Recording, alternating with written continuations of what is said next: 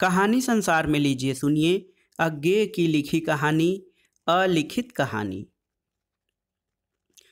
मैं अपनी गृहलक्ष्मी से लड़कर अपने पढ़ने के कमरे में आकर बैठा हुआ था और कुढ़ रहा था। लड़ाई मैंने नहीं की थी और निरपेक्ष दृष्टि से देखते हुए कहना पड़ता है कि शायद उसने भी नहीं की थी। वह अपने आप ही हो गई, या यूं कह लीजिए कि जैसी परिस्थिति हमारी है उससे लड़ाई होना स्वाभाविक ही है। उसका न होना ही अचंभे की बात है। मैं कोई बड़ा आदमी नहीं हूँ, पता नहीं आदमी भी हूँ कि नहीं। मैं हिंदी का कहानी लेखक हूँ और मेरी गृहलक्ष्मी एक हिंदी लेखक की गृहलक्ष्मी है। हिंदी लेखकों का और किसी लक्ष्मी से परिचय ही कब होता है। हम दोनों का जीवन बिल्कुल नीरस है, इसके अलावा कुछ हो भी नहीं सकता और इसलिए हमारी लड़ाई अवश्यंभावी है। क्योंकि मैं कभी कभी यत्न करता हूँ अपनी कहानी के एटमॉस्फियर द्वारा उस नीरसता को दूर कर दूं जो हमारे जीवन में समा रही है, पर मेरी पत्नी यह नहीं कर सकती। उसका जीवन उस नीरसता में गृहलक्ष्मी की सामान्य दिनचर्या में ऐसा जकड़कर बंधा हुआ है कि वह हिलडुल भी नहीं सकती। अगर कभी हिलने की चेष्टा करे तो उसी दिन हम दोनों को रोटी न मिले, घर में चूल्हा ही न जले। और मैं कभी यह भी यत्न करता हूँ कि अपने को कहानी के एटमॉस्फियर में न भुलाकर कहानी का एटमॉस्फियर ही घर में ले आया जावे, ताकि हम दोनों उसका रस ले सकें। किंतु तब लड़ाई हो जाती है, जैसे आज हुई। मैं एक प्रेम कहानी लिखता उठा था, प्रेम की भावुकता से छलकती हुई, और उसके वाक्य मेरे कानों में अभी गूंज रहे थे। मैं एकाएक उठकर रसोई में गया, देखा गृहलक्ष्मी अनारदाना पीस रही हैं। इससे मैं तनिक हतप्रभ नहीं हुआ। उसे संबोधन करके ये वाक्य दोहराने लगा। उसने विस्मय से मेरी ओर देखा, फिर झुझला कर बोली, यह सब काम करना तो पड़ता ही, करना पड़ता तो लगता। यदि मैं इतने से घबरा जाता तो क्या खाक प्रेमिक होता। मैं और भी कहने लगा। उसे गुस्सा आ गया। बोली, तुम्हें शर्म भी नहीं आती। मैं काम करती मरी जाती हूँ, घर में एक पैसा नहीं है और तुम बहके चले जा रहे हो जैसे मैं कोई थिएटर की। मुझे लगा किसी ने थप्पड़ मार दिया हो। मेरा सब आह्लाद मिट्टी हो गया। मुझे जो भयंकर क्रोध आया उसे मैं कह भी नहीं सका। चुपचाप अपने पढ़ने के कमरे में आ गया और सोचने लगा। मुझे सूझा घर को, इस प्रवंचना और कुढ़न के पुंज को जो घर के नाम से संबोधित होता है, छोड़कर चला जाऊं। पर यदि इतने साधन होते कि घर छोड़कर चला जा सकूं तो घर ही में सुख से न रह सकता। यही सोचते सोचते मेरा क्रोध गृहलक्ष्मी पर से हटकर अपने ऊपर आ गया, वहां से हटकर अपने काम पर, और फिर संसार पर जाकर कहीं धीरे धीरे खो गया। मैं केवल कुढ़ता रह गया। ऐसे ही ऊँघने लगा। ऊँघते ऊँघते मुझे याद आया, तुलसीदास भी अपनी स्त्री के मुख से ऐसी एक बात सुनकर विरक्त हो गए थे और तुलसीदास बन गए थे, और एक मैं हूँ। मुझे सूझा इस विभेद को कहानी में बांध कर रखूं, अपने जीवन की सारी व्यवस्थाएं उसमें रख दूं। नींद आने लगी। मैंने मेज पर पड़ी हुई किताबों को एक ओर धकेल कर सिर रखने की जगह निकाली और वहीं मेज पर सिर टेक कर सो गया। नींद खुली तो उस ढेर में से एक किताब खींची और विनमस्क सा उसके पन्ने उलटने लगा। अचानक मेरी दृष्टि कहीं अटकी और मैं पढ़ने लगा। तुलसीदास के जीवन की सबसे महत्वपूर्ण घटना थी वह, जब वे अपनी पत्नी के घर गए और उसकी फटकार सुनकर एकाएक विरक्त हो गए। इसी घटना ने उनके जीवन को बना दिया, उन्हें अमर कर दिया। नहीं तो वे उन साधारण सुखी सामान्य प्राणियों की तरह जीवन व्यतीत करते जो अपनी जीवन संध्या में देखते हैं कि उनके जीवन में कोई कष्ट नहीं हुआ, किंतु साथ ही महत्व की बात भी कोई नहीं। उनका जीवन सुखी रहा है उनके लिए, किंतु संसार के लिए फीका, सिर्फ व्यर्थ, निष्फल। पुरुष प्रेम की स्वाभाविक गति है स्त्री की ओर, किंतु जब वह चोट खाकर उधर से विमुख हो जाता है तब वह कौन कौन से असंभव कार्य नहीं कर दिखाता, किंतु वह तभी जब उसे इसके अनुकूल क्षेत्र मिले। ऐसा भी होता है कि वह चेष्टाएं करके रह जाता है। स्त्री से विमुख होकर भी वह अपने को ऐसा आबद्ध पाता है कि और किसी की ओर नहीं जा पाता, बढ़कर मर जाता है। इसी तथ्य को लेकर इस कहानी के लेखक ने यह छोटी सी कहानी गढ़ी है। यह क्या, जो कहानी में लिखने को था वह पहले लिखी जा चुकी है, और एक बिल्कुल अज्ञात लेखक द्वारा जिसकी कहानी समझाने के लिए संपादक को इतनी लंबी भूमिका बांधनी पड़ी है। मैं समझा था यह मेरी ही अभूतपूर्व सूझ है, मेरी सर्वथा अपनी रचना जो मेरा नाम अमर कर देगी, किंतु वह भी दूसरे की सूझ चुकी है, दूसरे द्वारा लिखी और प्रकाशित की जा चुकी है, एक अज्ञात लेखक द्वारा। हाय अत्याचार! मैं पन्ना उलटकर वह कहानी पढ़ने लगा। जो कहानी केवल कहानी भर होती है उसे ऐसे लिखना कि वह सच जान पड़े सुगम होता है, किंतु जो कहानी जीवन के किसी प्रगूढ़ रहस्यमय सत्य को दिखाने के लिए लिखी जाए उसे ऐसा रूप देना कठिन नहीं, असंभव ही है। जीवन के सत्य छिपे रहना ही पसंद करते हैं, प्रत्यक्ष नहीं होते। उन्हें दिखाना हो तो ऐसे ही साधन उपयुक्त हो सकते हैं जो प्रत्यक्ष न करें, छिपा ही रहने दें, जो छायाओं और लक्षणों के आधार पर उसका आकार विशिष्ट कर दें, और बस। इसलिए मैं अपनी इस कहानी को ऐसे अत्यंत असंभाव्य रूप में रखकर सुना रहा हूँ, इस आशा में कि जो सत्य मैं कहना चाहता हूँ वह इस रूप में शायद रखा जा सके, पाठक के आगे व्यक्त नहीं तो उसकी अनुभूति पर आरूढ़ किया जा सके। हाँ, तो समझ लीजिए कि आरोबप्योनास की किसी रात के वातावरण के घिरे हुए किसी नगर में दो युवक रहते थे। उनकी विशेषता यह थी कि दोनों का जन्म एक ही दिन हुआ था। उनके आकार प्रकार भी बिल्कुल एक से थे और उनका नाम भी एक ही था। लोग कहते थे कि वे जुड़वा बच्चे थे, किसी देवता के वर या शाप से अलग अलग घरों में उत्पन्न हो गए थे। वे शवों से ही परस्पर आकृष्ट रहते थे, फिर तब से इकट्ठे खेले और पले थे। ऊपर कह आए हैं कि उनका नाम भी एक ही था। इस प्रकार उनकी इस संपूर्ण समरूपता का खंडन करने वाली एक ही बात थी। एक धनिक की संतान था और एक दरिद्र की, बस यही एक विभेद था उनके जीवन में। यद्यपि इसके फलस्वरूप एक और भी भेद आ गया था उनके नाम में। दोनों के माता पिता ने उनका नाम रखा था तुलसी, किंतु एक धनिक होने के कारण तुलसीदास कहाता था और दूसरा दरिद्र का पुत्र होने के कारण तुलसू के नाम से पुकारा जाता था। यह सब तो हुई पूर्व की बात। हमारी कहानी का आरंभ इन दोनों के विवाह के बाद से होता है। हम कह चुके हैं कि इन दोनों का जीवन बिल्कुल एक सा था। वे पढ़े भी एक साथ ही थे और उसके बाद दोनों की रुचि भी साहित्य की ओर हो गई थी, और पढ़ाई समाप्त कर चुकने पर एक ही दिन दोनों के विवाह भी हो गए थे। दोनों अपनी पत्नियों पर संपूर्णतः आसक्त थे। इतनी अधिक समरूपता संसार में मार्के की चीज है, दैवी देन है। इसलिए यह आशा करनी चाहिए थी कि दोनों को पत्नियां भी एक सी ही मिलेंगी, और ऐसा ही हुआ भी। पत्नियों का साम्य भी उन्हीं की भांति था और उन दोनों का नाम भी एक ही था। खैर, विवाह के बाद की बात है। एक दिन दोनों नवयुवकों को एक साथ ही विचार आया कि पत्नी के बिना घर बिल्कुल नीरस है। पत्नी ही घर की लक्ष्मी है और पत्नी ही सरस्वती भी, क्योंकि उसकी अनुपस्थिति में काव्योचित इंस्पिरेशन भी नहीं प्राप्त होता।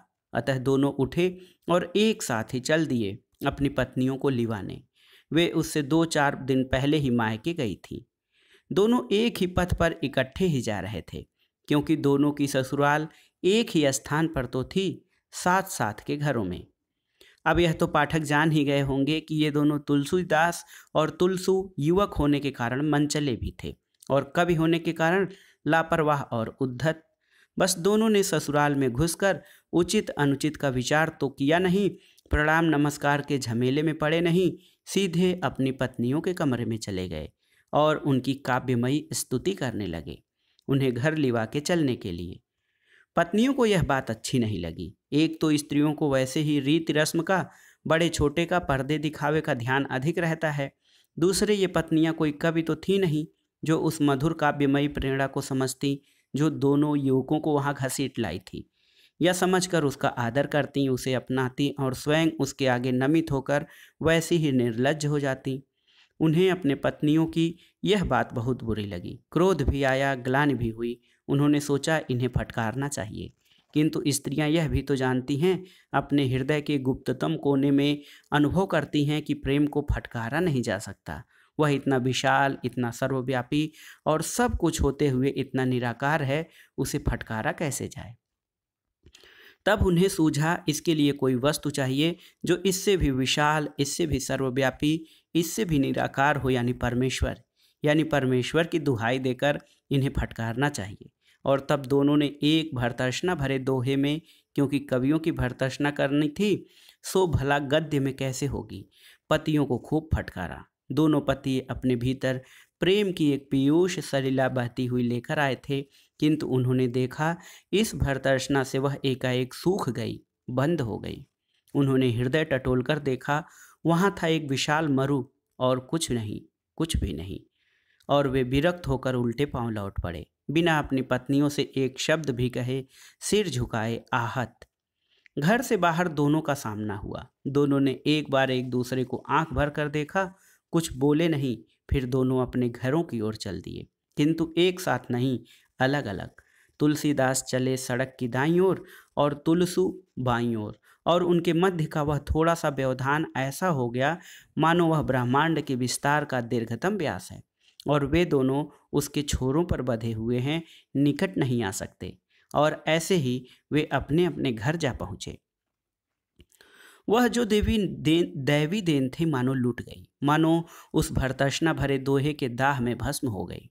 तुलसीदास और तुलसू के जीवन बिल्कुल एक दूसरे से अलग अलग हो गए। उनमें अगर कुछ समता रह गई थी तो उनका भूत जो मर चुका था और उनके भविष्य, यहाँ से उनकी कहानी अलग अलग कहना ही ठीक है। तुलसीदास ने घर पहुंचकर निश्चय किया, अब वे कभी स्त्री का नाम भी नहीं लेंगे, मुंह देखना तो दूर। उनका सारा मस्तिष्क स्त्री मात्र के प्रति एक विरक्त ग्लानि भाव से भर गया। उनके जीवन की फिलॉसफी जो अब तक स्त्रियोन्मुख थी, अब उधर से विमुख हो गई। उन्होंने देखा स्त्री केवल पुरुष के पतन का एक साधन है, एक मिथ्या मोह, जिससे बचना, जिसकी ताड़ना करना, जिसे जीवन से उन्मूलित करना पुरुष का परम कर्तव्य है। स्त्री कुबुद्धि, कुमंत्रणा, वासना, पाप, अधोगति, ईश्वर विमुखता, नास्तिकता, ये सब एक ही तथ्य के विभिन्न माया जनित रूप हैं, जिन्हें हम भ्रमवश विभिन्न नाम देते हैं। और यह निश्चय करके स्त्री की नीचता और अयोग्यता और ताड़न पात्रता पर विश्वास करके वे खोजने लगे कि अब संसार में क्या है जिससे अपनी जीवन नौका बांधी जाए, क्योंकि बिना सहारे वह ठहर नहीं सकती। और उन्होंने पाया कि स्त्री से बढ़कर व्यापक कोई वस्तु अगर हो सकती है तो ईश्वर ही। जो स्त्री से विमुख है, अगर वह अपनी समूची शक्ति ईश्वर की भावना को पकड़ रखने में नहीं लगाता तो वह इस संसार रूपी विराट शून्य में खो जाएगा। उसका निस्तार किसी भांति नहीं हो सकता। उन्होंने देखा जो विरक्त होकर ईश्वरवादी रहते हैं या होते हैं, वे इसलिए नहीं होते कि ईश्वर है या वे आस्तिक हैं, बल्कि इसलिए कि उन्हें विवाहित होना पड़ता है। स्त्रीत्व भावना, प्रेम भावना को न मानने पर उनके लिए एकमात्र पथ यही रहता है कि ईश्वर भावना के आगे सिर झुकाएं, क्योंकि कहीं तो सिर झुकाना ही पड़ता है। यह सब उन्होंने इस रूप में नहीं देखा, या देखा भी तो बहुत जल्द भुला दिया। मानव के मस्तिष्क में एक ऐसी शक्ति है जो कठोर सत्य को ग्रहण करती है तो पहले उसे कोमल बना लेती है, अपने अनुकूल कर लेती है, अपने बड़प्पन के आगे झुका है। वही तुलसीदास के मन में भी हुआ है, और वे नहीं जान पाए उनकी इस आस्तिकता का, इस धर्मपरायणता का, इस ईश्वरोन्मुख भक्ति, इस परमानंद का मूल उद्भव कहाँ से हुआ है। खैर, तुलसीदास ईश्वर सेवा का व्रत लेकर घर से निकल पड़े। देशाटन करने लगे। देश के विभिन्न विद्यापीठों और बौद्धिक संस्थाओं को देखकर अपना ज्ञान और अनुभव बढ़ाने लगे। वे जहाँ जाते उनका स्वागत होता, लोग उन्हें अपना रहस्य दिखाते और उनकी सम्मति मांगते, क्योंकि वे एक तो संपन्न, दूसरे प्रतिभाशील, तीसरे यौवन में ही विरक्त और इसलिए अधिक आकर्षक और इस प्रकार सर्वथा आदरणीय थे। जब वे बहुत कुछ देख चुके और उन्होंने पाया कि वे काफ़ी विद्या और कीर्ति लाभ कर चुके हैं, तब उन्होंने बौद्धिक संस्थाओं का भ्रमण छोड़ तीर्थाटन करना आरंभ किया। विभिन्न स्थानों के मंदिर देख देख कर वहाँ के भव्य, शांत, सौरभ भार से सुंदर घंटा ध्वनि और आरती द्युति से एक प्रकंप आह्लादमय वातावरण से उत्पन्न होने वाली अकथ जागृति को कविताबद्ध करने लगे। धीरे धीरे उनकी कीर्ति बहुत फैल गई। उनके कई शिष्य भी हो गए। तब उन्होंने बनारस में आकर विश्राम किया और वहीं एक विद्यापीठ या आश्रम स्थापित करके अपने शिष्यों को एक महाकाव्य लिखाना आरंभ किया, जो कि संसार को स्त्री प्रेम से परे खींचकर भक्ति रस से परिप्लावित कर देगा, जो श्री राम के भक्तों के लिए वेद से बढ़कर महत्व रखेगा और जो तुलसीदास का नाम और गौड़ रूपेण उनकी पत्नी का नाम, जिसका वे उच्चारण भी नहीं करते, अमर कर जाएगा। तुलसीदास प्रौढ़ हो गए हैं, धीरे धीरे वृद्ध भी हो जाएंगे, फिर भक्ति रस से अनभिज्ञ मृत्यु आकर उन्हें उठा ले जाएगी, किंतु जीवन के पट पर वे अमिट अक्षरों में अपना नाम लिख जाएंगे, उसे कोई मेट सकता है क्या? और तुलसू, वह थका मांदा घर भूखा पहुंचा और अपनी झोपड़ी के एक कोने में फटी चटाई पर बैठकर सोचने लगा कि वह मेरे जीवन की चंद्रिका किस बादल में उलझकर लुप्त हो गई, प्रतिभा कहाँ गई। उसने भी देखा स्त्री कितनी भयंकर शक्ति है, कितनी व्यापक, कितनी अमोघ। उसने भी देखा वह मानव को घेरे हुए है, घेर कर अटूट पाशों में बांधे हुए है। उसके भी खिन्न और विरक्त और आहत मन ने कहा, स्त्री एक बंधन है, उसे काट फेंको। जाओ, संसार तुम्हारे सामने खुला पड़ा है, प्रतिभा तुम्हारे पास है। एक स्त्री के काव्य के पीछे अपना जीवन खोओगे? उठो, देखो, संसार कुम्हार की मिट्टी सा निकम्बा और आकारहीन पड़ा है, उसे बनाओ, किसी सांचे में ढालो। अपने स्त्री विमुख किंतु प्रोज्वल शक्ति संपन्न प्रेम की भट्ठे में पकाकर उसका कुछ बना दो और अमर हो जाओ। किंतु तुलसू ने यह भी देखा, उसके बूढ़े माता पिता उसकी ओर उन्मुख हुए, मानो आंखों से ही कोई संदेश उसे पहुंचा रहे हैं, जिनसे पितरोचित अज्ञापना ही नहीं, एक दरिद्र अनुरोध, एक करुण भिक्षा सी है। उसने देखा वे भूखे हैं और उसका कर्तव्य है उन्हें खिलाना पिलाना, उनकी सेवा करना, उनके लिए मेहनत करना, और उसमें अगर अपनी प्रतिभा का उपयोग अपने उच्चतम आदर्श को छोड़कर किसी छोटे काम के लिए करना पड़े तो उसे चुपचाप स्वीकार करना। और उसने यह किया। वह विवश होकर भजन मंडलियों, रास अभिनय करने वाली टोलियों, कथावाचकों के लिए भजन, गीत इत्यादि लिखने लगा, जिससे उसके माता पिता की जीविका चल सके।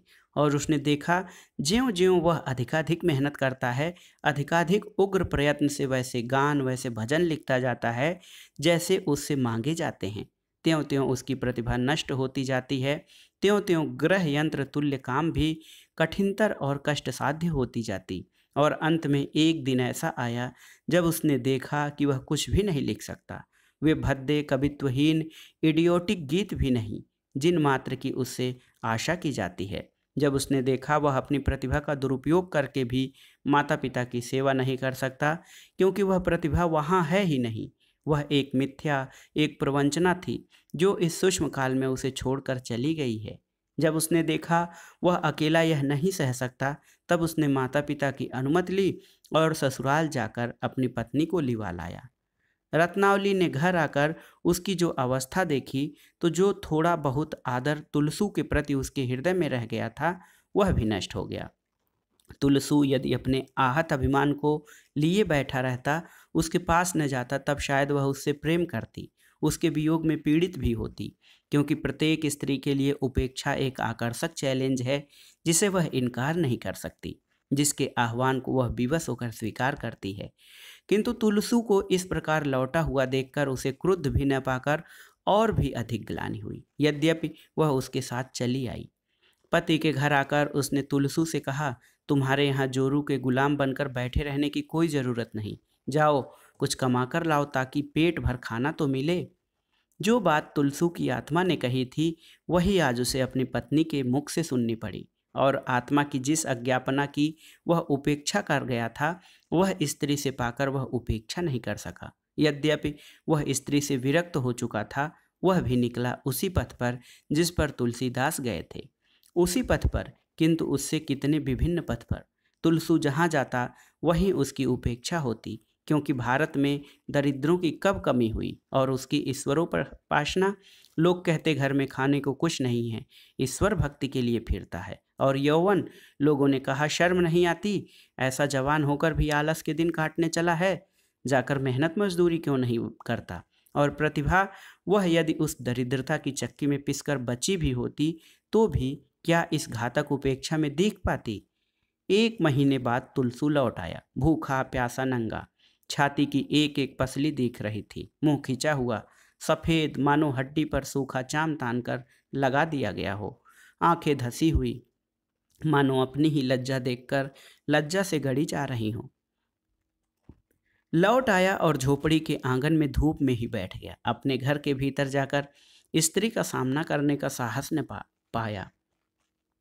लौट आया और आंगन में धूप में बैठकर रोने लगा। ऐसा रोना जो कि जीवन में एक बार रोया जाता है, ऐसा रोना जो कि सब रोने से भयंकर और घातक होता है, बिना मुखाकृति बिगाड़े। यद्यपि और बिगड़कर मुखाकृति क्या होती, रोना बिना आंसू बहाए रोना, रोना कहीं प्राण के भीतर।